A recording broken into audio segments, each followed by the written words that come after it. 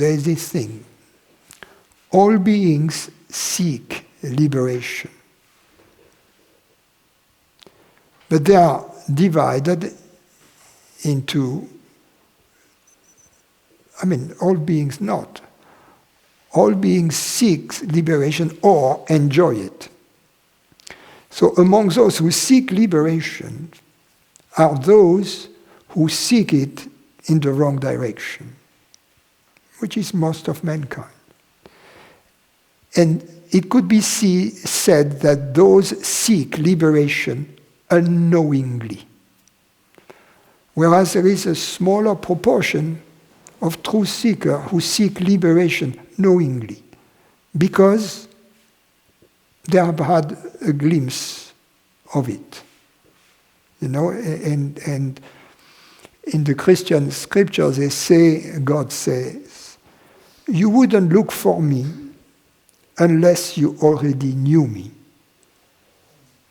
You wouldn't, so translated into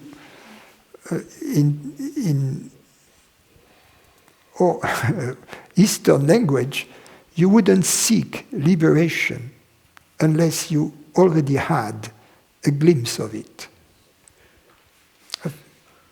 a fleeting experience of it. And then this last seeking ends like the river that ends in the ocean. The dynamism of the river, the current of the river, that was pulling the water down to the ocean, stops as the river reaches the ocean. In fact, I could use this metaphor a little further.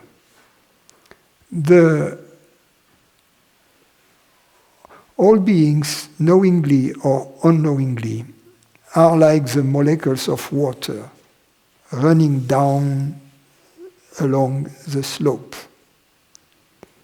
in the rivers.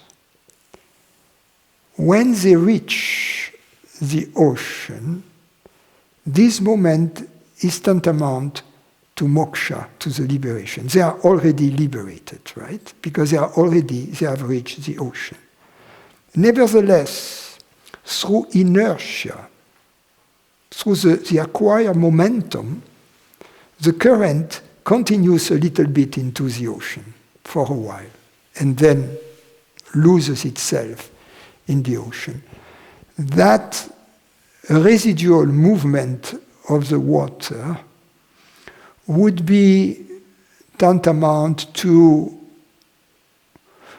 the residues of ignorance that remain for a while after the liberation. They are there as inertia, but there is no longer the force of gravity acting on them. So, because there is no force propelling any longer, triggering any longer this residual movement, it will come to a natural stop.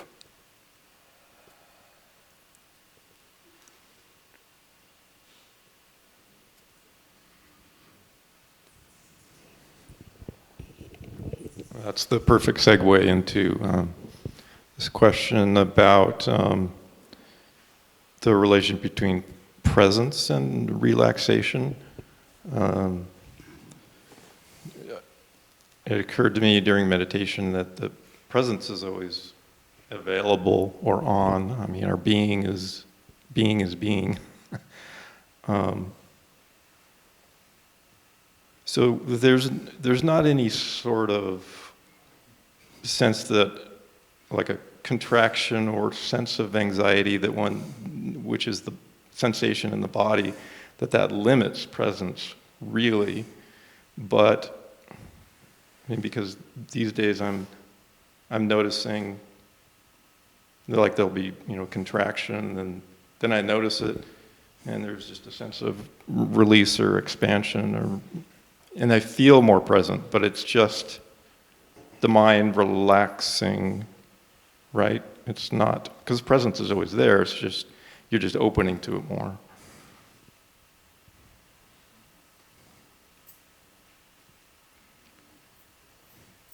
But it is presence who opens to itself. You see? I guess it would have to be. There is not a separate presence that opens to the big presence.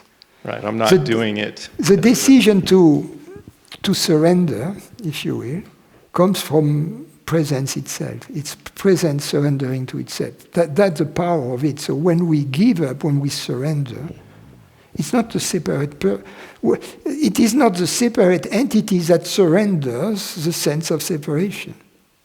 Yeah, that's what's so So we don't, as a separate entity, we don't surrender, we get surrendered to the absolute. To the mind, it's very paradoxical. It's like, who's doing this? That which moves the clouds, moves the hearts, and also surrenders. Because the question comes up always, what do I do, you know? And it seems like all you can do is just notice what's going on. But you can do. When you are open to the possibility that your true nature is universal consciousness, then this body-mind becomes an instrument as a service of it, a servant of the Absolute. And when we surrender our alleged separation, immediately in this moment we become an instrument in the hands of the Absolute. Mm-hmm. So it's just a matter of just seeing that. It's like being open to it. Getting used to it almost. Being open to it and being willing to act on it, to put it to the test. Yeah. It's like I was just out in the desert for a couple of days, and I'll have a moment of inspiration to see something beautiful in the silence, and then just naturally I want to take a photograph. And that's just, it's like a natural expression of, it's just kind of like you're just surrendering to doing what you do naturally. Yes. I think the beauty of photography and as an art form, I mean, the specificity of it is to catch an instant. You see? Yeah. It's very different. A painter has all the time to make a portrait, right? And so by this connection with the model, a real artist is not going to just paint the appearance. A real artist, as a portrait painter, is going to paint the soul. In the same way, he's going to paint the soul of a landscape, or he's going to paint, because there is time, you see. But the photograph takes the instant. You know, there was this great photographer, Cartier-Bresson. Actually, he went to India, and you know, nothing happens by chance. And he took these pictures of Ramana Maharshi when he was already old. And he used to say that it's a Zen moment when he clicks. Yeah. You know, there is this picture of him which is extraordinary. During May 1968, you know, the French Revolution. So there is this big graffiti on the wall which says "Jouissez sans entrave," which means enjoy yourselves without any fetters, enjoy yourselves without fetters. And in front of it, there is this old guy, this old bourgeois, you know, in black, with his little hat and the cane, looking. So just the opposite of that, you know, all the convention, looking, you know, and at the graffiti in the wall, you know, a new world he doesn't understand, you know. And Cartier-Bresson just catches, you know, this moment when two words, you know, collide, or two words. That's a moment, you know. Yeah. That's the art of photography. Well, I'm trying to bring that art into every moment.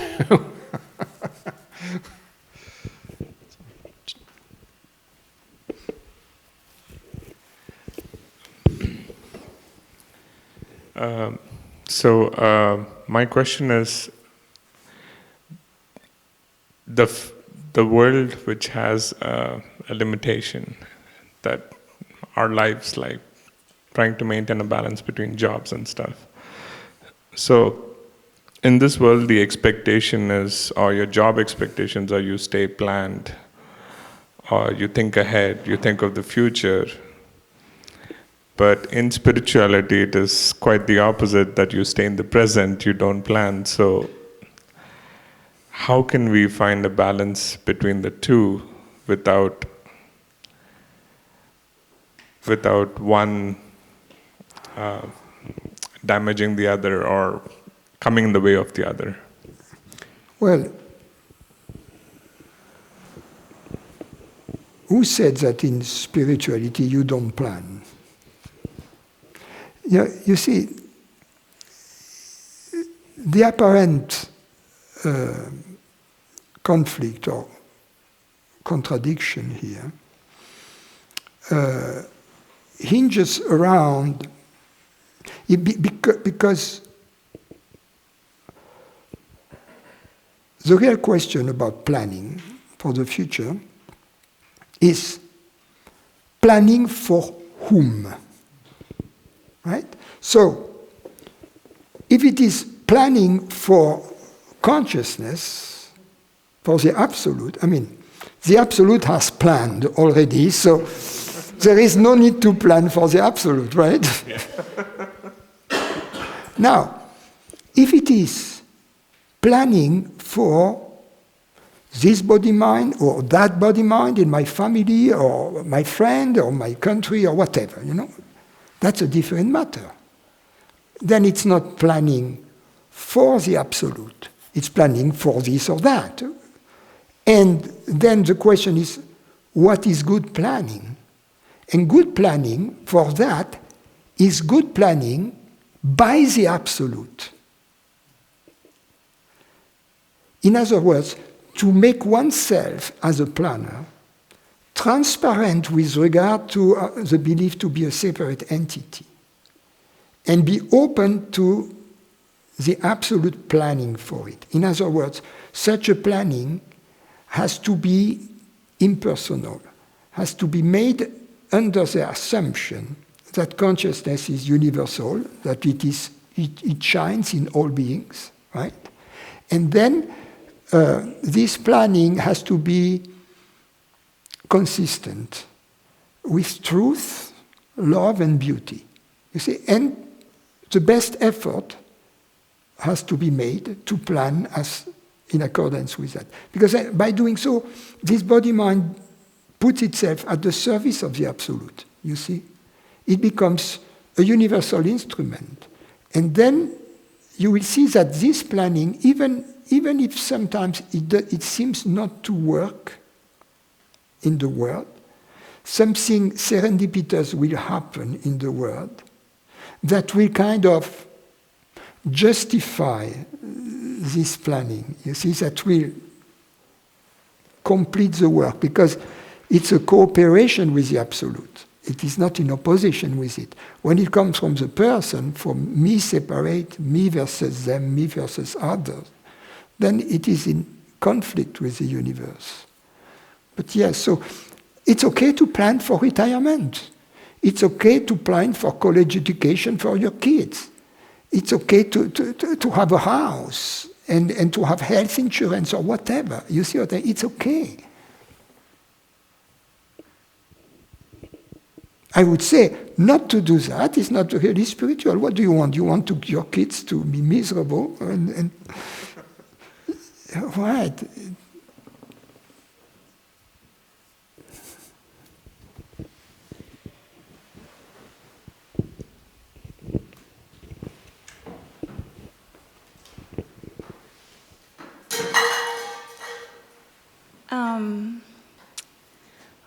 So I'm very new to this practice. Me too.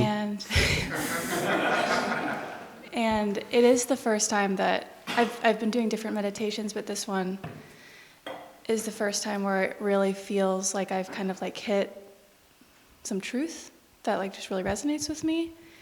And one thing I'm noticing that I struggle with is when I'm alone, I think because I'm so new,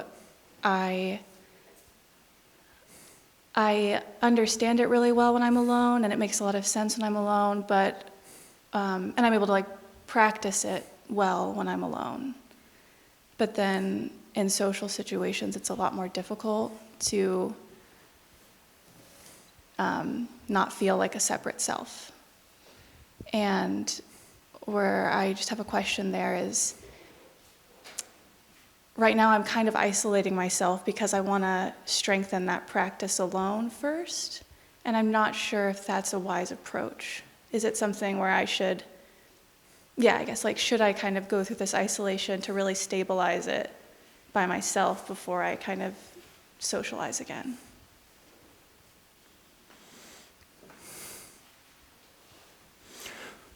It depends with whom to socialize. There are social interactions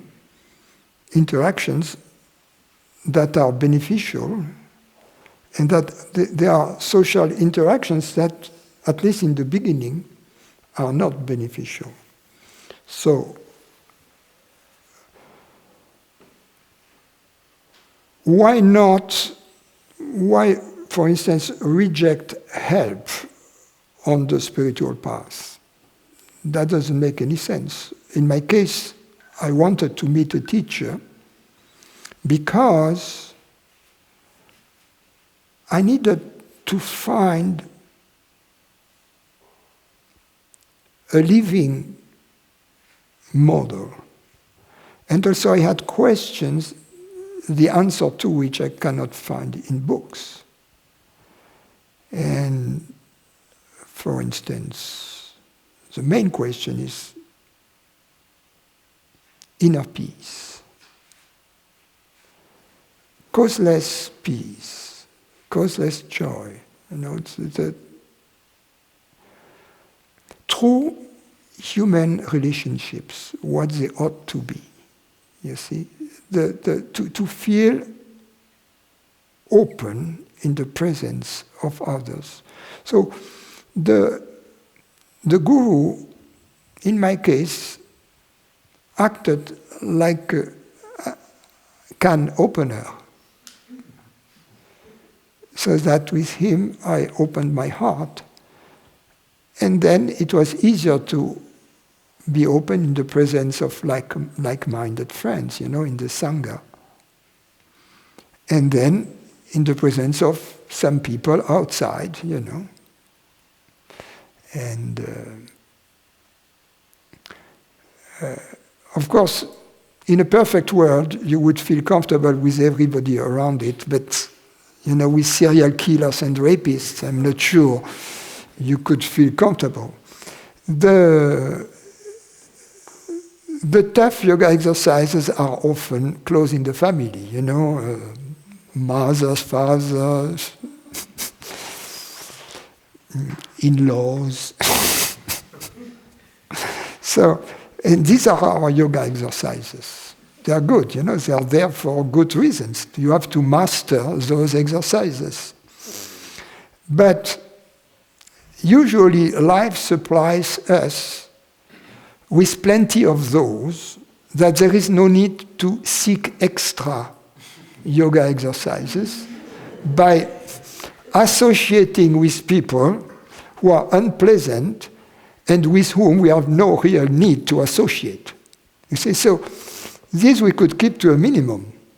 You know, like what you need professionally, you know, or if you are in business, you need to you have customers, clients, or you have vendors to deal with, or whatever. But yeah. Also, first you feel well with yourself or in the presence of your teacher, then in the presence of like-minded friends, then in the presence of other people. And then you feel well in the world. You see, the world loves you. Life loves you. Life likes you. You know. As you get rid voluntarily of your sense of separation, life gets rid of her sense of separation towards you. You see, it's a two-way street. So that you become really a true citizen of the world. It is your world, you see. You are the world is you. It is this blending with the world, which is, in a sense, the final stage of liberation.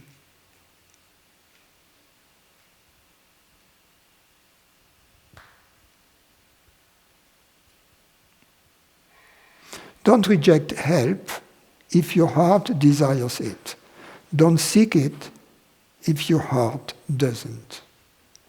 True help will never be prescriptive or coercive. True help will just be suggestive, but then you ponder it and you are your own guide ultimately on this path. Understanding is very important because we own our understanding, you see. We are free in our understanding. So understanding comes from our freedom. And what we understand then implements itself sooner or later. In my case, I often say that, but since you... the way I become interested in spiritual matters, because my parents were atheists, I was raised as an atheist and as a scientist. So it's a double whammy, you see. So anything religious or spiritual was a no-no. You know, I had kind of some allergy to it. So my problem was that I was not feeling comfortable in social situations. And one day, trying to solve this problem, I picked up a book in a bookstore, which was by Krishnamurti. And that was a revelation. And Krishnamurti was okay because he would say religions are all bullshit, you know, things like that. So that it was petting my ego in the right direction. You see? But through him, but there was something else, you know. So what he made me understand was that this specific problem I was trying to solve was not the real problem. That there was a deeper issue, which was the belief to be an ego, to be a separate entity, that was the mother of all the problems. And from that moment on, I became so interested in this new direction of investigation that I stopped any attempt to cure myself from this discomfort I was experiencing in social situations. And then, so I exclusively devoted my energy to this search. Then 2 years later, I encountered my master, my teacher, my guru. And then perhaps 2 years later, one day I realized in a social situation that 90% of my discomfort had disappeared without me doing anything to that end. And that the 10% residual that seemed to be there was there for good reason.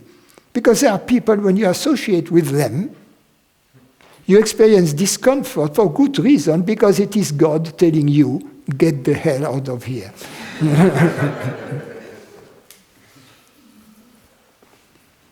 Thank you.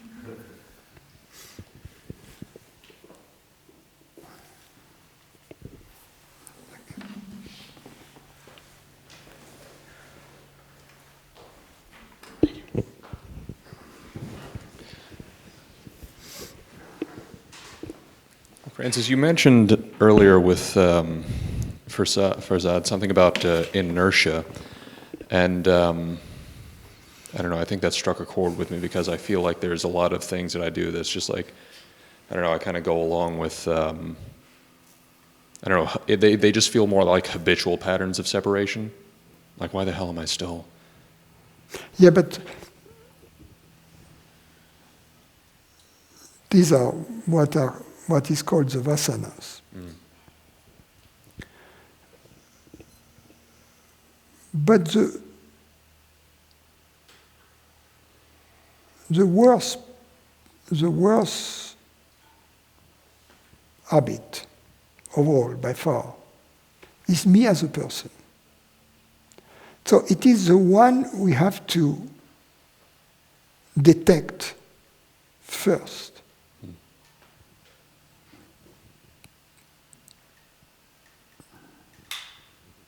For instance,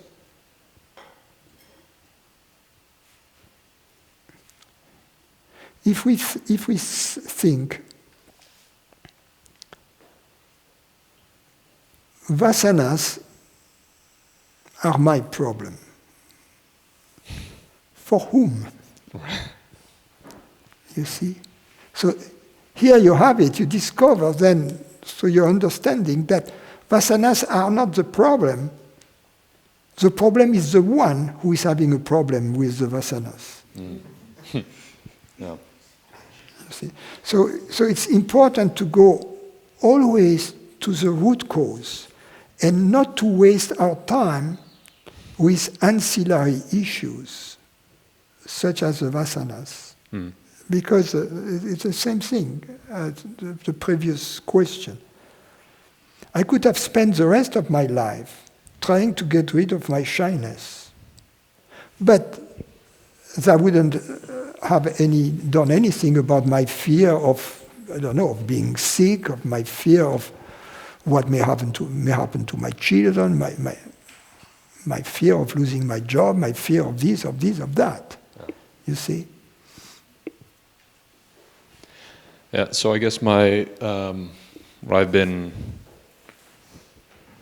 usual kind of approach whenever I see these habitual patterns, it is like, to what does this arise? You know, it's self-enquiry, like, what am I? Just the kind of self-enquiry questions, like. Yeah, but at some point, so what happens then? What happens then is, there's, what have you, a contraction, a habitual pattern. To what does this arise? I don't know. And then there's kind of a netty thing, like I see, okay, so I'm not that, not that, not that, not that, not that. Yeah, but you see,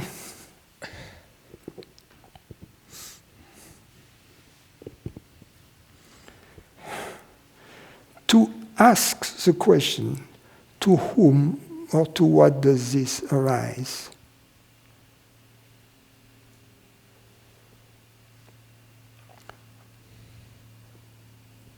What is the answer to this question?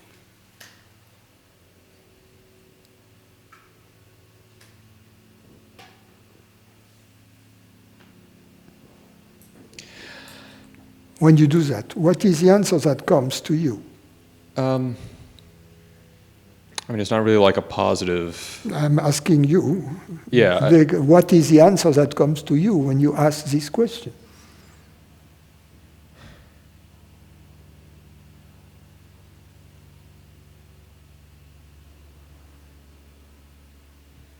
I mean, it's never really an answer. It's more of a. It just kind of opens me up for, I don't know, but I haven't really gotten like some positive. If I were to ask myself this question, the answer that would come would be, oh, I was just believing again to be separate. And then immediately that would be the end of it. You see what I mean? Yeah. In other words, I wouldn't have the impression to be in front of a wall asking, who am I? Who am I? And there is no answer. It would be very different. Because if you ask, who am I? What am I? And the wall, neti, no, I'm not this, neti, neti. There is something, there is a missing link here. That's why I told you what if that would happen to me. What would happen? What would happen is that I would be catching myself red-handed, believing to be separate. Mm-hmm. And then that would be the end of it. Okay. Why? Why would that be the end of it? Because I have investigated this separation business long enough and thoroughly enough to be absolutely certain that there is no evidence in support of this separation. So then there is no attachment to this concept any longer, you see? Mm. That's why that would be the end of it at that moment. And an end of it which would be 100% satisfactory. In other words, that wouldn't leave any leftovers. It's 100% satisfactory for a time, I guess. That would be like less than 100% satisfactory if it is for a time. Gotcha.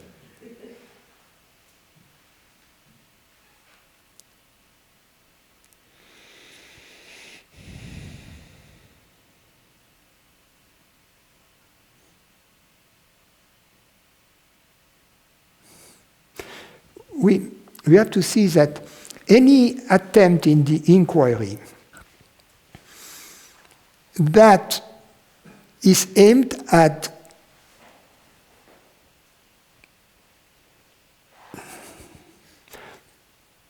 maximizing our comfort is a very different attempt from an attempt which is asking the question, what is true? Mm. Truth and personal comfort are very different goals. Right. So we have to ask ourselves, what is my goal? Is it truth or is it personal comfort? Mm.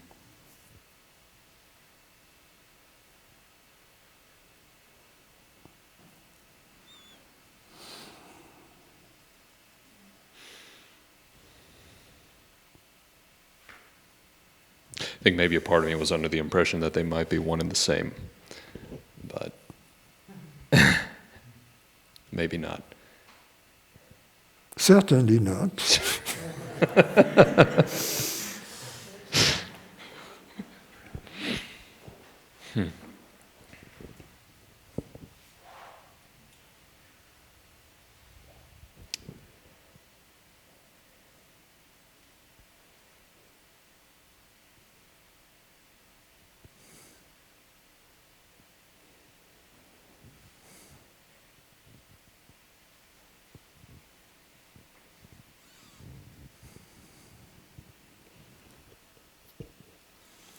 Well, thank you.